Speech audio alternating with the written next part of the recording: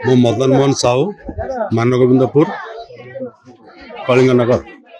ना ये गोटे निश्चित भाव में गोटे उच्च चिंताधारा ग्रामवासी जो प्रयास कर गायत्री यज्ञ माध्यम विशेषकर दीपकर मंडल जी प्रथम या आरंभ करते ग्रामवासी मान सहयोग लड़ी ग्रामवासी माने पूर्ण भाव में से लोक को सहयोग करते आज ये कार्यक्रम को आगे नहीं। प्रथम तो सकाळे कलश यात्रा एवं सरी जाइए परवर्ती अवस्था अन्य कार्यक्रम चलो तेणु यही पूजा माध्यम समस्त को संदेश दि जाऊँगी कि समस्त आत्मनिर्भरशील हो कुसंस्कार ठारू दूर रुह। जानदी ब्लॉक तरफ बेंगपटिया आमर पंचकुंड गायत्री महायज्ञ अखिल विश्व गायत्री परिवार तरफ आरंभ हो आज हूँ आमर प्रथम दिवस कलश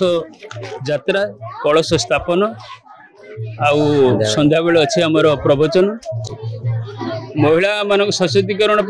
गायत्री परिवार तरफ विश्व गायत्री तरफ सशक्तिकरण करने से संगठित करा जाउछि विभिन्न प्रकार टोली करा होउछि संगठन करा होउछि से किभली आत्मनिर्भर करिया गायत्री परिवार तरफ को से व्यवस्था करा होउछि यज्ञ माध्यम रे समस्त भौणी माने भाई मान को संस्कारित करा होउछि निशा निवारण करा होउछि निजे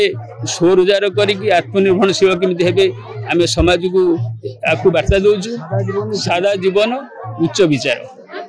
आम भितर जो कुसंस्कार रही से कुसंस्कार को केवल मूलोत्पादन करी सबू भाई बहन को आम प्रथम संदेश दौचु आम निजे